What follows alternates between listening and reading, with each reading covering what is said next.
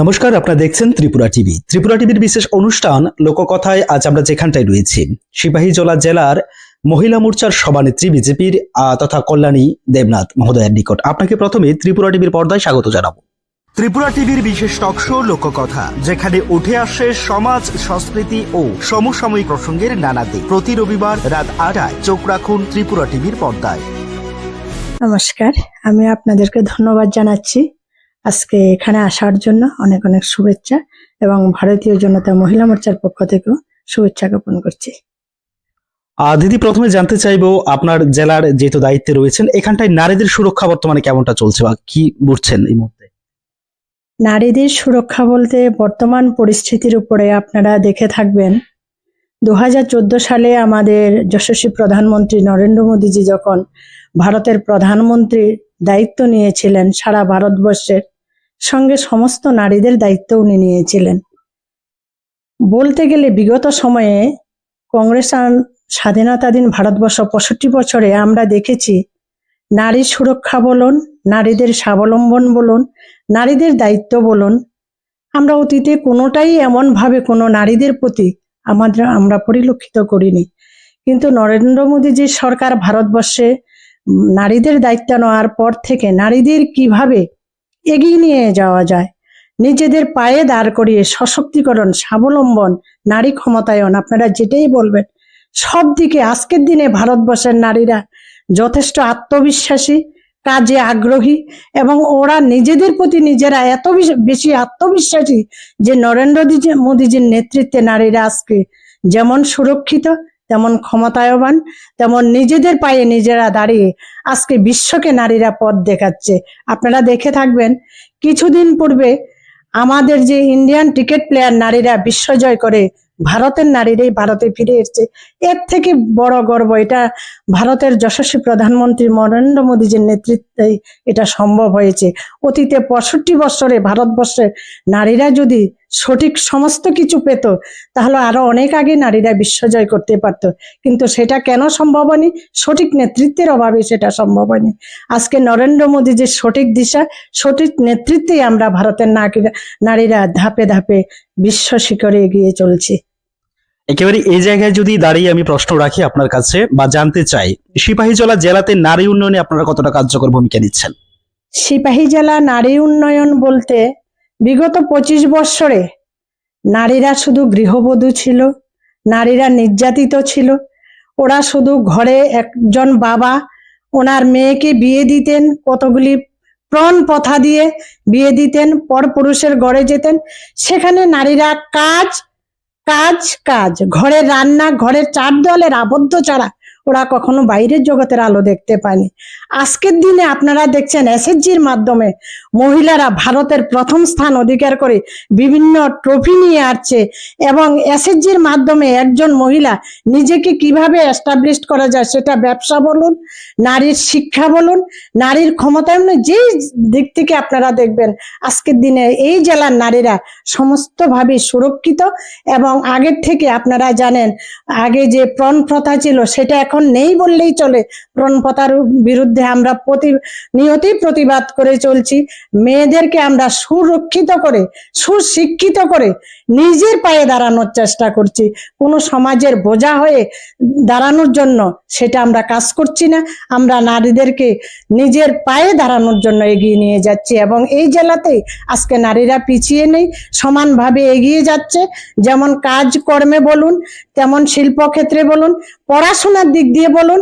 আপনারা কিছুদিন আগে দেখে যাচ্ছেন না ত্রিপুরা রাজ্যের মেয়েরা এবং আমাদের জেলার মেয়েরাও শিক্ষাক্ষেত্রে এতটুকু অগ্রগত। কিছুদিন আগে আমাদের রাজ্যের মুখ্যমন্ত্রীর হাত ধরে মেয়েরা 140টি স্কুটি পর্যন্ত ওদেরকে প্রদান করা হয়েছে শুধু সুশিক্ষার জন্য। মেয়েরাও আজকে অনেকটাই এগিয়ে আছে। এক্ষেত্রে আপনাদের প্রধানমন্ত্রী যিনি রয়েছেন, দেশের প্রধানমন্ত্রী নরেন্দ্র মোদীজির একটা প্রকল্প রয়েছে বেটি বাঁচাও বেটি পড়াও, এই বিষয়টাকে কতটা প্রাধান্য দিচ্ছেন এই মুহূর্তে? এটা সত্যি আমরা অনেকটাই প্রাধান্য দিয়ে থাকি। শুধু আমরা মহিলারা না, আমাদের সরকারও এটা নিয়ে বিগত সময়েও চিন্তিত ছিল, কিন্তু এখন এতটাই বেশি উদ্বেগ ভাবে আমরা এতটাই এটাকে বেটি বাঁচাও বেটি পড়াওকে আমরা প্রতিটা ঘরে ঘরে দেখুন, প্রত্যেকটা বাবা কিন্তু স্বাবলম্বন নয়। প্রত্যেকটা বাবা একটা মেয়েকে সঠিকভাবে পড়াশোনার জন্য তার অনেক সময় আর্থিক বাধ্যবাধকতা যেটা আগে ছিল, কিন্তু বর্তমান সরকারের বিভিন্ন যোজনা, বিভিন্ন শিক্ষা প্রকল্প এবং বেটি বাঁচাও বেটি পড়াও এটাও একটা আমাদের সরকারের প্রকল্প। সেই মাধ্যমে আজকের দিন মেয়েরা কোনো ঘরের মেয়ে পড়াশোনার গণ্ডির বাইরে নেই, সবাই শিক্ষার আয়তনে, সবাই শিক্ষাঙ্গনে অংশগ্রহণ করছে এবং সম্পূর্ণ বিনামূল্যে এখন শিক্ষা ব্যবস্থা হয়ে গেছে। স্কুলে ভালো মিড ডে মিলের ব্যবস্থা করা হয়েছে, পুষ্টিকর মিড ডে মিল এখন আমাদের ভারতের জনতা পার্টির সরকারের নেতৃত্বে, বিজেপি সরকারের নেতৃত্বে পুষ্টিকর খাদ্য স্কুলেও প্রদান করা হচ্ছে। সব দিক থেকে বলতে গেলে বেটি বাঁচাও বেটি পড়াও আজকের দিন একটা উজ্জ্বল দৃষ্টান্ত ত্রিপুরা রাজ্য স্থাপন করেছে। সেটা আপনারা নিশ্চয়ই দেখে থাকবেন এবং নিশ্চয়ই আপনারা যেহেতু নিউজ কভার করেন আপনারাও সেই বিষয়ে অবগত আছেন। দিদি, একটা বিষয় জানতে চাইবো, যে সাধারণত দেখা যায় অনেক ক্ষেত্রে পড়াশোনার পরই চাকরির একটা প্রবণতা থাকে, তো সেই বিষয় থেকে কোথাও বেরিয়ে বর্তমান সমাজে আপনি যেটা বললেন যে নারীরা ঘর থেকে বেরিয়েছে, এখানটাই নারীরা রাজনীতিতে আসা কতটা প্রাসঙ্গিক বলে এই মুহূর্তে মনে করছেন? আমি প্রথমেই বলবো, রাজনীতি শুধু রাজনীতির জন্য ভারতীয় জনতা পার্টি রাজনীতি করে না। রাজনীতির মেইন অর্থই হলো জনসেবা করা, মানুষের কাছে নিজেকে পৌঁছিয়ে দেওয়া এবং রাজনীতির আঙ্গিনায় রাজনীতির কথাটার মেইন লক্ষ্য হলো মানুষকে জনসভা দেওয়া। আগে রাজনীতি করতো মানুষ, আমরা বিগত সিপিএম আমলও দেখে থাকবেন, আপনারাও দেখেছেন যে রাজনীতি মানে একজন নেতার নেতৃত্বের এস্টাবলিশড, নেতাকে নিজের জন্য পরিধি কিছু করায়, কিন্তু বর্তমানে সেটা না। বর্তমান ভারতীয় জনতা পার্টির রাজনীতির আঙ্গিনায় মহিলাদের আনার অর্থ এটাই, জগৎকে চিনতে হবে। রাজনীতি কথার অর্থ হলো একজনের বিপদে পাশে থাকা, মানুষকে পরিষেবা দেওয়া এবং মানুষকে কিভাবে পরিষেবার মাধ্যমে এগিয়ে নিয়ে যায়, সেটাই প্রকৃত রাজনীতি। আমরা চাই সবাই ভারতীয় জনতা পার্টির, কারণ আপনারা দেখে থাকবেন ভারতীয় জনতা পার্টির মাতৃশক্তিকে অনেক বেশি সম্মান এবং গুরুত্ব দেওয়া হয়। আজকের দিনও বিগত সময় মেয়েদেরকে রাজনীতিতে এনে আমরা দেখেছি শুধু ঝান্ডা হাতে ধরিয়ে মিছিলের লাইন লম্বা করা হতো, কিন্তু বর্তমান যুগে মেয়েদেরকে যেমন শিক্ষাতে ক্ষেত্রে অগ্রাধিকার দেওয়া হয়েছে, আপনারা জানেন মহিলাদের ক্ষেত্রে 33% আমাদের ভারতের নরেন্দ্র মোদী যে সরকার রিজার্ভেশন রেখেছেন, সেটা শিক্ষার ক্ষেত্রে, স্বাস্থ্যের ক্ষেত্রে, চাকরির ক্ষেত্রে, প্রতিটা ক্ষেত্রে নারীদের অগ্রাধিকার দেওয়া হচ্ছে। তাইলে নারীরা আজকের দিনও কেন পিছিয়ে থাকবে? রাজনীতির আঙ্গিনা মানুষকে সেবা করে, এটা পরম সৌভাগ্য। সেটা একমাত্র সঠিক বাস্তবায়ন হয় যদি আমি কোনো না কোনো রাজনীতির আঙ্গিনায় থাকি, তখনই মানুষকে সুষ্ঠু পরিষেবা দেওয়া যায়। একজন গৃহবধূ হিসাবে আপনি শুধু পরিবারকেই সেবা দিতে পারবেন, কিন্তু যখন আপনি রাজনীতির আঙ্গিনায় আসবেন তখন আপনি বিশ্ববাসীকে, রাজ্যকে, সমাজকে, প্রত্যেককে সঠিকভাবে সুন্দরভাবে আপনি একটা পরিষেবা দিতে পারবেন, মানুষের কাছে নিজেকে নিয়ে যেতে পারবেন। সেটাই রাজনীতি। একেবারেই। যদি কাজের প্রসঙ্গে আসি, আপনার সিপাহীজলা জেলাতে আপনি বৃহৎ পরিসরে একটা দায়িত্বে রয়েছেন, তো সেই জায়গায় দাঁড়িয়ে সেলফ হেল্প গ্রুপ বলুন বা নারীদের ক্ষেত্রে বিভিন্ন যোজনা রয়েছে, সেক্ষেত্রে কি কি ভূমিকা নিচ্ছেন আপনারা? আপনারা হয়তো জানেন বিগত 25 বছরে বাম সরকারের আমলে ত্রিপুরা রাজ্যে মাত্র 4000 এসএইচজি গ্রুপ ছিল। বর্তমানে আমাদের নরেন্দ্র মোদীজি সরকার আসার পর থেকে এবং ত্রিপুরাতে 2018 সালে বিজেপি সরকার প্রতিষ্ঠিত হওয়ার পর থেকে এখন পর্যন্ত 54,000 এসএইচজি গ্রুপ আমাদের ত্রিপুরা রাজ্যে কাজ করছে এবং প্রায় 4.5 লক্ষ মহিলা তার সাথে সরাসরি যুক্ত। তার অর্থ হলো এসএইচজি গ্রুপের মাধ্যমে আমাদের আগে বিগত সময়ে যদি এসএইচজি গ্রুপের কোনো মহিলাকে লোন নিতে হতো, টাকা নেওয়া হতো, সেটা খুব সীমিত টাকা। সে টাকা দিয়ে একজন মহিলা কোনো এস্টাবলিশড কাজ বলুন, নিজেকে স্বাবলম্বন করা বলুন, কোনো কাজে সে এই কম টাকা দিয়ে করতে পারতো না। বর্তমান আমাদের গ্যারান্টি, মহিলাদের যে এসএইচজি গ্রুপের যে উন্নয়ন, সমস্ত টাকার ব্যাংক ব্যালেন্স, ব্যাংকের মাধ্যমে যে এসএইচজি গ্রুপের উন্নয়ন করা হয়, তার গ্যারান্টি হলেন নরেন্দ্র মোদীজি, আমাদের সরকার তার গ্যারান্টি। কাজী মেহেরা এসএইচজি গ্রুপের মাধ্যমে নিজেদেরকে আর্থিকভাবে ডেভেলপ দিন দিন করে যাচ্ছে এবং আপনারা জেনে থাকবেন প্রায় 83,000 মহিলা ত্রিপুরা রাজ্য আপনার লক্ষপতি দিদিতে পরিণত হয়ে গেছে এবং আগামী দিনে আমরা ড্রোন দিদিও তৈরি করব। সেটা আমাদের সরকারের বৃহৎ পরিকল্পনা চলছে এবং কিভাবে সমাজকে এগিয়ে নিয়ে যাওয়া যায়, মেয়েদেরকে নারীদেরকে কিভাবে বৃহৎ পরিসরে সব দিক থেকে ডেভেলপ করা যায়, সেটাই আমাদের ভারতীয় জনতা পার্টির সরকারের একমাত্র লক্ষ্য। একটা সময় আমরা দেখতাম যে বাল্য বিবাহের একটা প্রচলন ছিল, এই মুহূর্তে সেটা কোন জায়গায় দাঁড়িয়ে আছে বা আপনারা এই বিবাহের রোধে কি কি ভূমিকা নিচ্ছেন? আপনারা বোধহয় জেনে থাকবেন, কিছুদিন আগে গত 9 তারিখে আমাদের যে সোনামুড়া মহকুমার SDM অফিস নতুন ভবন উদ্বোধন করেছেন আমাদের যশস্বী মুখ্যমন্ত্রী ডক্টর মানিক সাহা মহোদয়ের হাত ধরে। ওইখানে বলা হয়েছিল যে সিপাহীজলাতে বাল্য বিবাহ সম্পূর্ণরূপে বললেই চলে, একদম 0% চলে এসছে। বাল্য বিবাহ সম্পূর্ণই রোধ হয়ে গেছে এবং এখন বাল্য বিবাহ, কারণ একটা অপরিণত অপ্রাপ্ত বয়স্ক মেয়েকে যদি বিবাহ দেওয়া হয়, তার গর্ভবতী অবস্থা, শরীরের বিভিন্ন সিমটম বা যেটা তার শারীরিক ব্যাধিতে অনেক সময় সে আক্রান্ত হয়ে পড়ে, সেগুলি থেকে বের করে একজন সুস্থ মেয়ে, একজন সুস্থ নারী সুস্থ সন্তান জন্ম দেয়। তাই বাল্য বিবাহ যদি হয়, মেয়েটা সুস্থ মেয়েও জন্ম দিতে পারে না, শারীরিকভাবে সে নিজেও সুস্থ থাকতে পারে না এবং সে সমাজের অনেক কিছু থেকে নিজেকে গুছিয়ে নিয়ে উঠতে পারে না। সেই দিক থেকে লক্ষ্য করে মেয়েদেরকে কিভাবে সঠিক শিক্ষার মাধ্যমে যাতে মেয়েদেরকে স্বাবলম্বন করা যায়, বাল্য বিবাহ থেকে সরিয়ে এখন মেয়েদেরকে শিক্ষার প্রতি আমাদের এই সরকার বেশিটাই প্রতিধাবিত করছেন এবং মেয়েরা যাতে, আপনারা জানেন যে কিছুদিন আগে আমাদের 9 তারিখে আমাদের প্রধানমন্ত্রী ভার্চুয়ালের মাধ্যমে বক্সনগর মাইনরিটি মহিলাদের 50 শয্যা বিশিষ্ট একটা হোস্টেলেরও উদ্বোধন করে গেছেন। আপনারা জানেন, তাই বলতে যে বাল্য বিবাহ বন্ধ করে মেয়েদেরকে শিক্ষার আঙ্গিনায় ফিরিয়ে আনা, মেয়েদেরকে সঠিক রাস্তা দেখা, সঠিক দিশা দেখা, স্বাবলম্বনে দাঁড় করানো হলো আমাদের সঠিক লক্ষ্য। এই জেলাতে বাল্য বিবাহ মোটামুটি রোধ হয়ে গেছে এবং আগামী দিন এটা সম্পূর্ণরূপে নির্মূল হয়ে যাবে, সেই পরিকল্পনায় আমরা এবং আমাদের সরকার যৌথভাবে আমরা কাজ করে যাচ্ছি। দিদি, একটা বিষয় জানতে চাইবো, যেহেতু প্রসূতি মায়েদের একটা কথা আপনি তুললেন, গর্ভবতী মায়েদের, আপনার জেলাতে বিভিন্ন হসপিটালগুলি রয়েছে, সেখানটায় প্রসূতি মায়েরা কি সঠিকভাবে চিকিৎসা পাচ্ছেন? বা আমরা একটা সচরাচর দেখে থাকি যাদেরকে আপনার শিফট করতে হয় আগরতলা অনেকাংশে, তো আগামী দিনে এই বিষয়গুলো কিভাবে চিন্তাধারা করছেন? দেখুন, আপনারা বোধহয় জানেন ভারত সরকার আয়ুষ্মান ভারত 5 লক্ষ টাকা প্রতিটা ফ্যামিলির জন্যই সেটা রেখেছেন। একজন গর্ভবতী মা যাতে গর্ভবতী তার জন্য আপনারা জানেন আমরা মাতৃবন্ধন যোজনার মাধ্যমে ওই গর্ভবতী মাকে ভালো পুষ্টি খাওয়ার জন্য 5,000 টাকা আমাদের সরকার দিয়ে থাকে, সেটাও আপনারা জানেন, যাতে গর্ভ অবস্থায় পুষ্টি পেয়ে ওই মা যেন সুস্থভাবে তার সন্তানকে এই পৃথিবীর আলো দেখাতে পারে।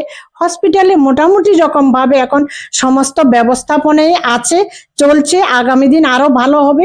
কারণ বিগত সময়তে এগুলি কিছু CPM গভর্নমেন্টের মাথায় ছিল না, তো শূন্য থেকে সবকিছু ধীরে ধীরে ধীরে ধীরে করে আনতে একটু সময় লাগবে, কিন্তু প্রসূতি মায়েদের জন্য হাসপাতালগুলিতে সম্পূর্ণরূপে সুবন্দোবস্ত আছে, এতে দুশ্চিন্তার কিছু নেই।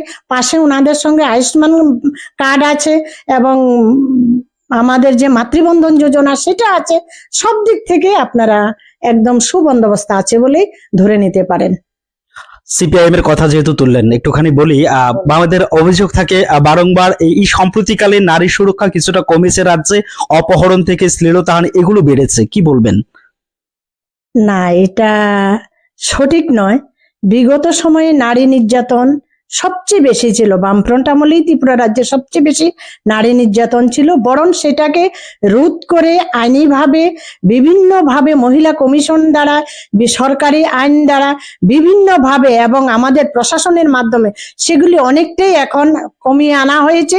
বর্তমানে নারী নির্যাতন বললে শতকরা 1% বললো আমরা আমাদের চোখে পড়ে না, কিন্তু এই জেলাতে এখনো যেগুলি হচ্ছে সেগুলি পারিবারিক বিভিন্ন কারণে বিভিন্ন মহিলারা এখনো বিভিন্নভাবে আক্রান্ত হচ্ছে।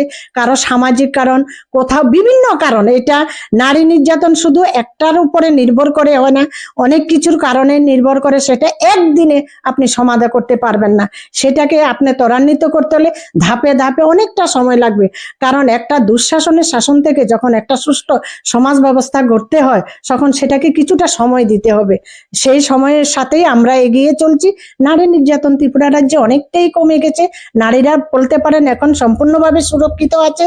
কোথাও মেয়েরা রাত্র 10টা 11টা 12টা অফিসে মানে 10টা থেকে 5টা অফিসে কাজ করছে, নিজেদের প্রজেক্ট বলুন, ব্যবসা বাণিজ্য 10টা 11টা পুরুষের সঙ্গে কাঁধ মিলিয়ে সমানভাবেই সেগুলি করছে। কোথাও কোনো ভয় ভীতি এগুলি নেই। এগুলি বিরোধী যারা আছে তারা বিরোধিতা করার জন্যই বিরোধী সংগঠনে পড়ে আছে।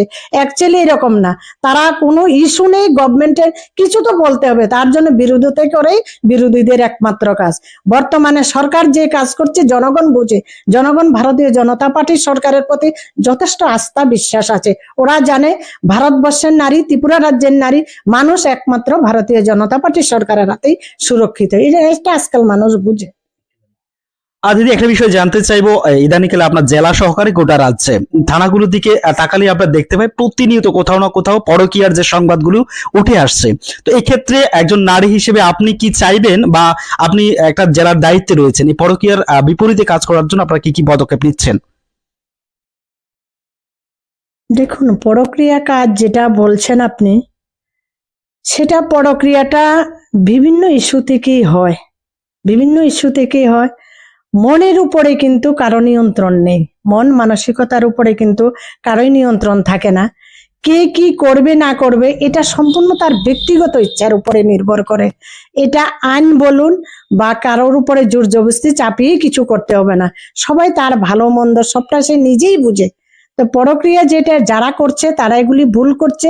আমি বলবো সবাই নিজের সন্তান এবং স্বামী নিয়ে, শ্বশুর শাশুড়ি মা বাবাকে নিয়ে, তার পরিবার নিয়ে সুখে থাকুন। সমাজের মধ্যে সুস্থ পরিবেশ আপনারাও ভালো থাকার জন্য সহযোগিতা করুন।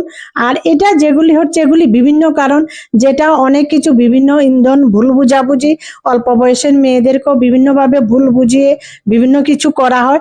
সবটা যে পরক্রিয়া তা না, বিভিন্ন পার্শ্ব প্রতিক্রিয়া থাকতে পারে এখানে, আমার মনে হয় আর কি। এক্ষেত্রে আপনাদের সামাজিক কোনো অ্যাওয়ারনেস থাকে কিনা, বা বা ধরুন এই সরাসরি স্টেপ নেন কিনা? আগে সরকার থাকতে দেখা যেত এইসব ইস্যু আসলে ওনাদের একটা নারী সংগঠন ছিল, ওনারা গিয়ে কোথাও স্টেপ নিত। আপনারা ক্ষেত্রে এই বিষয়টা দেখা যায় কিনা?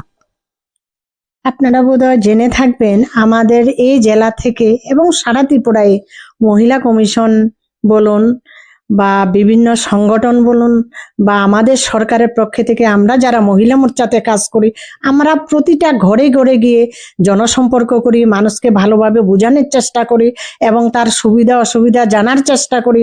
এবং যেগুলি আপনি বলছেন সেটা অনেকটাই এখন ত্রিপুরা রাজ্যে ধরতে গেলে একটা ভালো সুপরিবেশ পরিষেবা আছে। এগুলি আগামী দিনেও থাকবে না, সেটাই আপনারা আশা করতে পারেন। যদি একেবারেই শেষের দিকে আমরা জানতে চাইবো, পূর্বতন সরকার থেকে বর্তমান সরকার নারী সুরক্ষায় আপনারা রয়েছেন, বা নারীদের রিজার্ভেশন যেটা বললেন সেটাও রয়েছে, কেমন পার্থক্য উপলব্ধি করছেন, বা এই দিনটা আগামী দিনে কেমন হবে বলে আশা ব্যক্ত করছেন? কিছুদিন আগে আপনারা বিহার নির্বাচন দেখেছিলেন। ত্রিপুরার বিরোধী দলনেতা জিতেন চৌধুরী উনি বলেছিলেন বিহার বিজয় থেকেই ত্রিপুরা রাজ্যে ভারতীয় জনতা পার্টির ভারতবর্ষে পতন শুরু হবে, উনি বলেছিলেন। তো সেটা কি পতন না বিপুল জয়? আপনারা নিজেরাই দেখেছেন সেটা। ত্রিপুরা রাজ্যে ভারতীয় জনতা পার্টির সরকার কতদিন থাকবে এটা বলা মুশকিল। এই কারণে মানুষ যে হারে ভারতীয় জনতা পার্টিকে ভালোবাসা দিচ্ছে এবং যেভাবে আপনি জন্ম থেকে মৃত্যু পর্যন্ত আপনি দেখতে পারবেন। আমি একটু আগে বলেছি মাতৃবন্ধন যোজনা, সৌভাগ্য যোজনা, কারেন্ট, বিনামূল্যে চাল এখনো পাচ্ছে, রেশনিং ব্যবস্থা, আয়ুষ্মান ভারতের স্বাস্থ্য পরিষেবা, সমস্ত চাকরির ক্ষেত্রে যারা সঠিক তারাই নিজেদের ট্যালেন্টের মাধ্যমে চাকরি। আপনারা জেনে থাকবেন ইতিমধ্যে আমাদের ত্রিপুরা রাজ্যে 20,000-এর উপরে চাকরি দেওয়া হয়েছে। এই ভাতা কিছুটা মানে বিকলাঙ্গ ভাতা 5,000 টাকা হয়ে গেছে, সামাজিক ভাতা 2,000। এত ভালো পরিষেবা ছেড়ে আপনার মনে হয় কুযুক্তি দিয়ে, কুপরামর্শ দিয়ে, কুচক্রান্ত করে কোনো মানুষকে তার এই সুন্দর সুব্যবস্থা থেকে আপনি সরিয়ে নিতে পারবেন? কখনোই না।